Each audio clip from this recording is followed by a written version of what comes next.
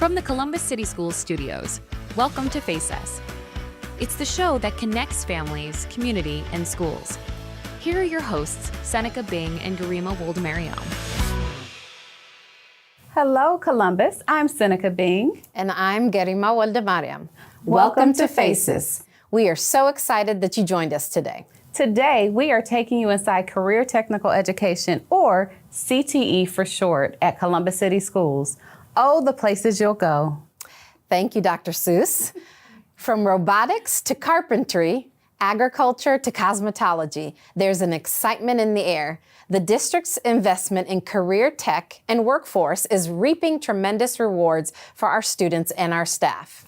There's so much CCS has to offer. We can't wait to share it with you. But first, let's see what's happening in Columbus City Schools. The holiday season is just around the corner, and it's the perfect time to spread cheer and generosity. We're excited to kick off our annual Stuff the Bus toy drive going on now through December 11th. In partnership with our dedicated transportation team, custodial staff, and NBC4, this celebrated tradition brings together our CCS family and community to make the holidays a little brighter for children across the district. This year, giving is easier than ever. Drop off any new unwrapped toys for children 12 and under at any donation box located throughout our schools and admin buildings across the district. Each gift supports the Firefighters for Kids campaign, helping families in need experience the season's joy. Join us in sharing the holiday spirit and making a difference. Mark your calendars and help us stuff the bus with kindness and holiday cheer for our community's children. On October 24th, East High School welcomes Central State University, Ohio's renowned HBCU, to connect with CCS seniors across the district. Central State representatives shared valuable insights about the university's programs, application process, and campus life. Students had the opportunity to explore degree pathways and learn about CSU's proud history of academic and cultural excellence. This inspiring visit highlights our commitment to introducing CCS students to enriching post-secondary options. Thank you, Marauders, for empowering our class of 2025 graduates and igniting new aspirations. On Monday, October 28th, Trevitt Elementary School's fourth graders stepped into the world of medicine through the Made for Medicine initiative, founded by CCS alumna Dr. Laura S.B. Bell. Made for Medicine aims to increase Black representation in the medical field by providing students with a pathway to medicine. Through hands-on learning simulations, students learned how to administer CPR properly, check a person's blood pressure, and how to maintain blood sugar levels.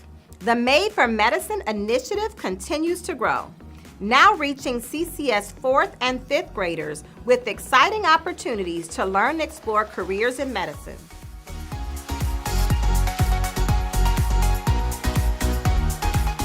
So I am joined by Rob Ewing, who is the instructor of advanced manufacturing here at Columbus Downtown High School. Welcome.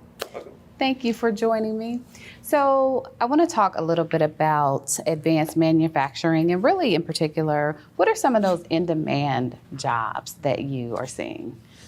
Sure. So particularly in our area, anything in automation is going to be really big right now. Okay. So that would be for any of the automotive players. You have the Intel plant coming in, pharmaceutical production. All these plants, all these factories are working off of automation. So anything with programming the equipment, anything with maintaining the equipment, servicing equipment, those jobs are all growing like crazy right now. Okay. So when I heard you say programming. So when we're thinking about that, there has to be some certification and or advanced degrees that people could have. So what does that look like? Yeah, so at the high school level, we're looking at specific pieces of equipment, and usually the suppliers of that equipment and the manufacturer of that equipment offer a training program, offer a certificate that our kids can pass the test, can pass the skills test, and then they'll be able to take that with them into industry to prove they have that knowledge. That's great. So have you had a lot of students to take advantage of the certification? And then how, if you still talk to them, how has that worked out for them? Yeah, so it's actually a requirement to get 12 points or credentials. Yes. So we make sure everybody has at least that many when they graduate. And it definitely gives them a leg up. So even if you go to a program like at Columbus State, for example, they've already had a lot of this background knowledge. So those classes are a lot easier for them as they progress through. Columbus Downtown is a little different in that the students come in 11th grade, right? Correct. And so it's a 2-year program that they're a part of? Correct. Okay. So how is it different from year to year? You all have 4.5 stars, so you're doing something right. So explain a little bit about the curriculum or those things that they're working on. Okay. Yeah, so I guess across the 2 years, when they get here as juniors for the manufacturing program, we're really into foundational skills. So it's a lot of hands-on stuff. They're learning how to use a lot of the manual equipment, just learning how to be safe in the lab. By the time they graduate and they're through their senior year, now they're getting into a lot more of the advanced like controls and programming and the maintenance side of things. So they get a little bit of both. You kind of get the manual, how to make things kind of skill set, but you also get more of the engineering and maintenance skill set as you get through as well. Students that come here are given opportunities to get internships outside of school, and we also bring business partners into the school so they get work-based learning hours just as being a part of our program. I love that. I love that. So they'll have kind of a pathway. You either, are able to go right into a 2 or 4 year, but also you may just go right into the workforce. And Absolutely. That's great. Hello. So I am joined by Danielle, and she is a big senior. We are so excited to just have her talk to us about what she does here. So this is a CNC mill. What this machine does is that you generate codes into the machine, and it's gonna perform cutting out a part for you. So each code has its own certain meanings, and we like to call them G codes. So for example, this S1800 right here, this is the speed that the machine is gonna run at. And G42, that's like the tool compensation. So wait, back up. How do you learn these things? So this, it does take time. This isn't like a one-day process. They give it to you, you understand everything fully. For example, we have like this list right here. And what this does is it tells you what each code means. So this isn't something that you're gonna learn off the spot. Honestly, it does take time. Okay, so when you have those codes, you are responsible for understanding what this means and then generating this so that you can program it into this so that thing will work. Yes, I actually have fantastic. a program that I could run if you guys would like to see. Yes, we would. All right. Okay, so we're gonna put it into auto. So what this spindle does, this generates the speed of the machine. Okay. So turn it up to 120, it will move really fast. Turn it this way, it will go super well. Okay. So, Wow. And so what would you be cutting out in the this machine? is gonna cut a circle in the middle. Oh, almost like my Cricut, but more high tech. Okay. So we are going to head on over to the robotics side of the house with my friend Christopher here, who is going to kind of take us through some things. Let's do some things. So basically what these are production line robots or collaborative robots as well. They are meant to work with people on assembly lines and different productions. They have sensors in them that stop them from like hitting people. Imagine like someone accidentally bumps into it, it stops immediately. You're looking at, do you program and put these codes in here? We enter different waypoints for where the robot goes. Okay. And then once it needs to pick something up, we input that as well. Wow. So let's get this started right here. Turn on the conveyor. I love it. And then put it down. So you have your own little conveyor belt. Wow. There we go. Play. So you just hit a button and it, wow. And right here, what this is called, this is a pick and place program.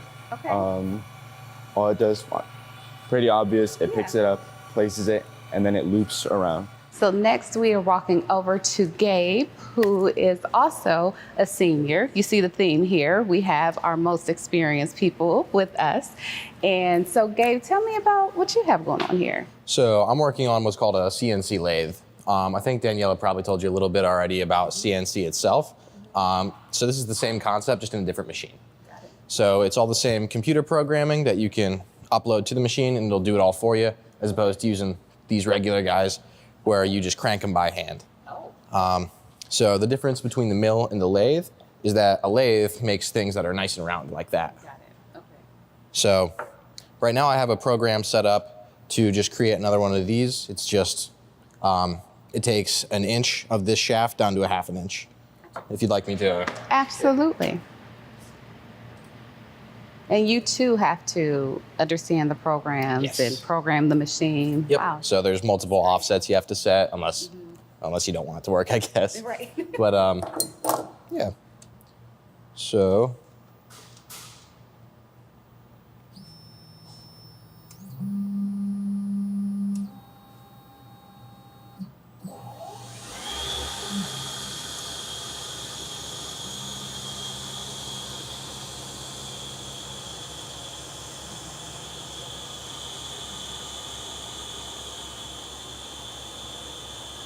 So is it inside this little? Yeah, it's all inside this little enclosure. Okay. So, yep.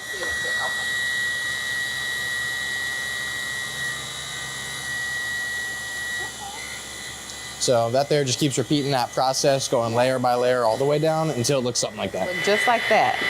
Wow. So what do you think someone needs to know if they want to go into this work? Like, as in being a CNC operator?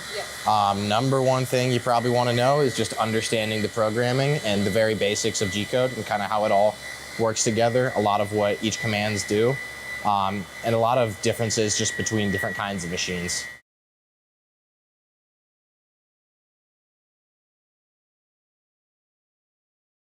The Columbus City Schools Career Technical Program is garnering attention on the local, state, and national stage. Recently receiving 4.5 stars on the Ohio State Report Card, a visit from First Lady Jill Biden, and transformative partnerships that in some instances are leading to direct employment, families are taking notice. Students from across the greater Columbus area are enrolling at Columbus City Schools.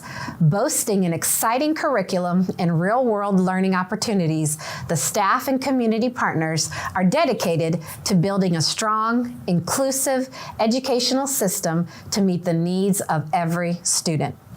Sitting with me today are a few members of the few, the proud, the team. We have Vicki Pate, who is an allied health instructor at Fort Hays Career Center.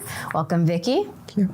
We have Rob Ewing, who is an advanced manufacturing instructor, that's a mouthful, at Columbus Downtown High School. Welcome, Rob. And then we have Jenny Mead, a great and dear friend to our work. She is the Director of Career and Technical Education. Thank you for being with us. Yeah. Thank you. So let's dive right in and talk a little bit about the great work and those 4.5 stars that your program has earned. So tell us, for those that are not familiar, what is CTE? Sure. CTE is Career and Technical Education. It is a focus on industry standards. And so a lot of schools think of electives, but these classes are focused on the technical skills that apply directly into workforce. Okay. And as we talked about, we are seeing a resurgence, right? For a time, vocational, career technical education, it had a little bit of a lull, but now we're seeing this resurgence. Why do you think that is? I think number one, all the businesses, right, the industry is changing, all the businesses that are coming to Columbus. I think that, again, I'm from healthcare, so COVID happened. We realized that we need all these healthcare workers. They're such a vital part of everything that happened. So I think various different reasons, but yeah. Yeah. Would you like to add anything to that? Yeah, I think you're seeing a resurgence also just in the advancement of technology and the skills that are required to be successful in these careers. The earlier start that you can get, that's going to give you a leg up. So I think you're seeing a lot of more interest in, hey, I can pick up these skills earlier. I'll be more familiar with them, and whether I choose to go to college or get a career right away, it's going to help me out. I think that's an important thing he touched on is historically career tech was seen as what students did if they were not going to college. And now it's actually a blend. You can go into workforce immediately, you can go into college, or perhaps do both. Student loan debt is a real thing, and career tech helps to bridge that gap, but to see variety of options from entry level to the absolute highest level in a profession. Yeah, so it is right there as a primary consideration, right? We love that.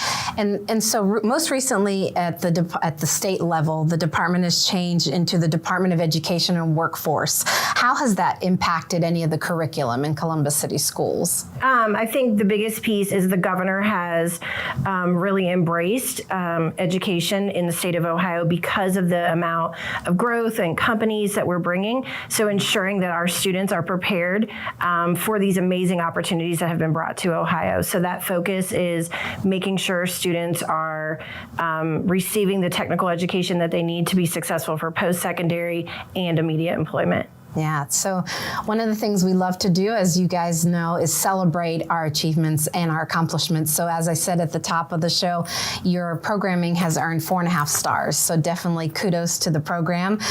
Talk about what that does and what that means to the students and the teachers that do this great work. I would say for the students and the teachers, I mean, I think that's from the teacher standpoint, we're actually being recognized for all the hard work that the students are actually achieving.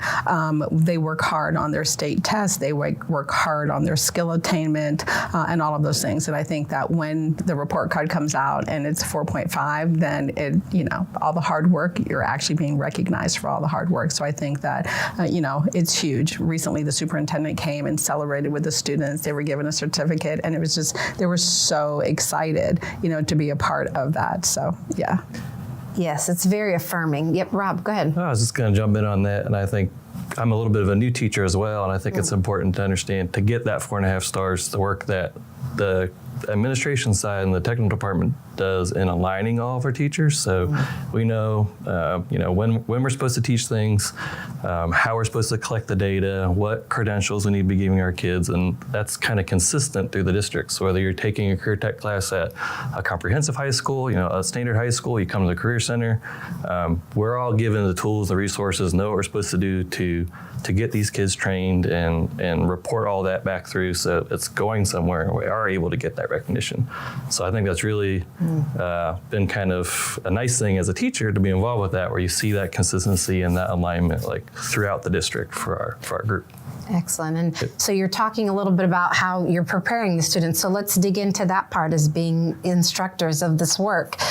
Can you tell us some more details about how you prepare these students for the workforce and for some good paying jobs that are directly coming out of high school? So I think our most important thing is our relationships with our business and industry partners, right? Because we need to know what they're expecting when we send the students out there to go and get those jobs. So our advisory committees, they are huge. We meet with them minimum twice a year, but most of us meet with them, a lot more than that, to make sure that everything we're teaching in the classroom is basically what they're going to be expected to do when they actually get out there to whatever job it is. I mean, and then also leadership skills, right? Because like our business and industry partners tell us all the time that, yes, they want the student to be able to come out and perform the skill, but that may change, that role may change, that job may change. So the students have to be adaptable and flexible. So there's just a lot that goes into it, but I think most importantly, our business and industry partners kind of lead us as far as what we need to be teaching. Yeah, so really strong partnerships, lots of great communication. Yes. From your side at Columbus Downtown, would you like to talk to us a little bit more about preparation? Yeah, so I think the other piece to go along with the business side would be the credentialing that we give our kids. So all the career tech programs we're testing our kids in different skills that are relevant to industry. So these aren't tests that are prepared by the state of Ohio or by the schools. These are companies that have equipment that's being used in industry every day or processes that are being used in industry every day, regardless of what program you're using. We train those kids in those skills. They take those tests. They get a piece of paper, that says, "Hey, I've passed this. I've mastered this skill." That's really relevant to take to a company and be like, "I know you guys use this equipment, or you do this process. Look, I'm already trained in it." And that's all of our programs. Try to get our kids 12 points. What's considered 12 points of those credentials, which is usually 3 or 4 of these tests that we send them through and get them certified in. And I think that's a big value add to a student that's graduating and looking, to advance their career. Thank you for that. So if I'm watching the show today and I am unfamiliar with the programming that we have in the district as a part of the CTE, tell us and share with us what is some of the programming that's in CTE. Sure. So we actually start in middle school. So many of our middle schools have either IT, engineering, or a course that we piloted last year called Career Connections, which helps students learn about the different career fields that are available in CTE, the kinds of courses that they could take.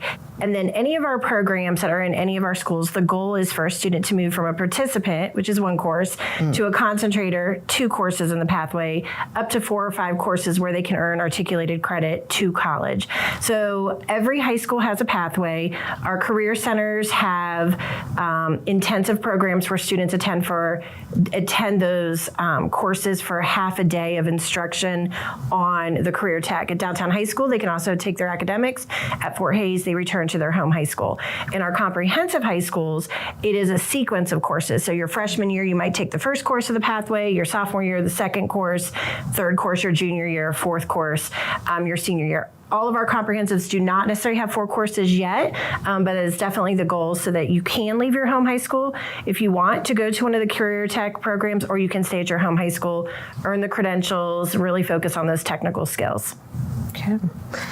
Thank you. And so let's talk about one of your student organizations, the Career and Technical Student Organizations, or as we have so many acronyms, CTSO. Talk to me about that.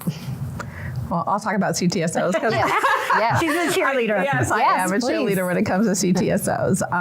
And number one, CTSO changed my life, and my oldest daughter, it changed her life, and so I've seen it change the lives of so many students since I've been, teaching. CTSOs are, career and technical or student organizations, right? CTSO, career technical student organizations. I guess I don't say that often. A long name. Yeah, exactly. But it gives students an opportunity to not only to get outside of the classroom, right? So I teach health science, and so students are usually in that health science classroom all the time. And so with a student leadership organization or student organization, it gives them an opportunity to get outside of that one class and network with other students. It also gives them an opportunity to network with students within the building and also at the regional level and the state level. So I'm Skills USA, that's the student leadership organization that our health students belong to.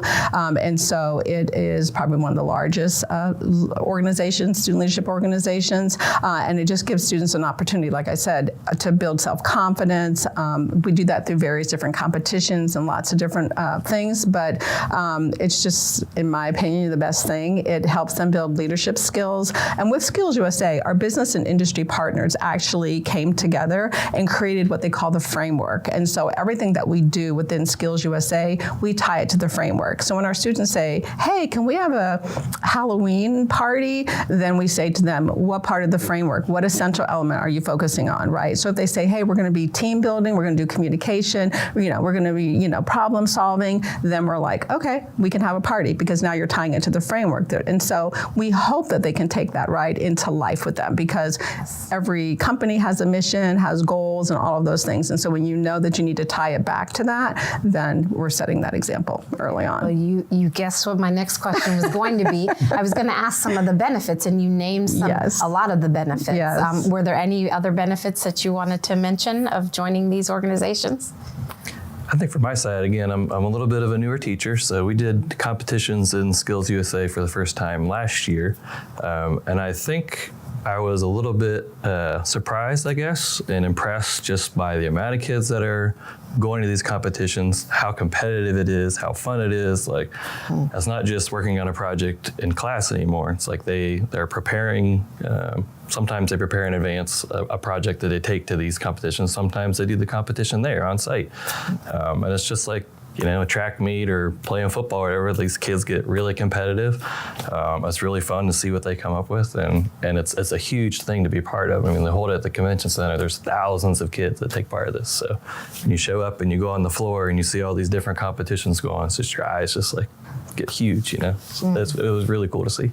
So it sounds like you easily get buy-in because they're so engaged, and it doesn't sound like you have to, recruit or look for the motivation. It's very motivating because this is a part of their future life. So it is. Sometimes it's challenging because students are afraid, right? And that's what helps build their confidence. So, for example, speaking, right? They say, I don't speak in front of people. I don't do that, right? And then we help them, right? Because that's what it's all about. We help them and we help build their confidence. And I've had so many students at the end of the second year, they're like, oh my gosh, like I can't believe, I don't have a problem getting up and talking in front of people now. And, our CTE department is so supportive of our competitions, our students going to the state level, to the national level. Our students have traveled to Anaheim, California, to Florida. And a lot of these students had never flown before. They've never been out of the state of Ohio before, right? So for our first time opportunity for them to be able to do things like that. But for us teachers, for us to be able to witness that, right? Sit next to them and hold their hand when they're on the plane for the first time, and for them to see, Mickey Mouse at Disney because they've never ever thought that they would get there. Like those are the priceless things for us, and that's what keeps us going. I think probably one of the most important things about a career tech student organization, a lot of high school kids, when you ask them about school right now, they say they're bored. And the benefit of a CTSO is it's co-curricular. So the lessons that are in class are about them applying their skills, not reading it from a book. So they're either speaking or demonstrating or being scored on being able to present or refine that technique. So it really helps bring the curriculum alive by using CTSOs in classes. Sometimes students then compete at a regional or state, and this year we are holding our first district CTSO competition that we'll be really excited. Maybe you guys will come and cover it. You need to let us know or be so judges. we can promote. Yes, but I think that biggest piece is that application. Kids put their cell phone down. They're engaged. They're active, and that is what we look for, and that's why we invest our time, and it's such an important part. Yes, and so one of the practical questions then, are there costs associated with membership, and what do families do in those cases? So the cost there is a membership fee. For us, like again, our CTE department is very supportive, and they pay at Fort Hays and Columbus City. Yes. They pay the membership fee. For us, at the health level, we do a lot of different activities. We do bowling, we have kickoffs and stuff like that. So all those things are items like food that CTE can't pay for, whatever. So we do have an activity fee that the students pay. But again, if there's a financial need, there's ways around that too. But really, that would be the only cost associated with it. Yeah, and it sounds like they can work with you. Yes. To take care of that. Yes. So. Going back to the actual programming, is career tech only for high schoolers? You talked a little bit about that, but just to make it explicitly crystal clear for our audience. Sure. So we do have CTE programming in some of our middle schools, and as part of the redesign program, really thinking about high schools and how we're using our high schools, doing an alignment so that a feeder pattern, the courses, our perfect goal will be if a high school has a pathway, what does that middle school program have to be able to support it? The Career Connections class that we are hoping to expand to all of our middle schools help kids understand all of the different career fields, what are the possibilities, and what high schools have those programs. So if they're passionate about healthcare or manufacturing or art and communication or public safety or whatever it is they're thinking about, they have that chance to expose to either say, I love it, I want more of it, or sometimes a student will say, I want to do this, and then when they're given exposure, they're like, oh yeah, not at all. I don't want to work with patients. I want to be on the clinical side. I want to be more in the background. So again, we do have middle school classes. Part of that 8th grade, kids get high school credit that can go towards high school. So we have that in pretty much most of our middle schools. And then really starting that true pathway with that freshman course or first course of the pathway in every high school. Well, we thank you for sharing the great programming that's happening in Columbus City Schools Career and Technical Education Department. And like you said, knowing that this is a parallel path, not just a secondary path to college, is really an important message that you shared with us today. Keep doing the great work. Thank you. Thank you.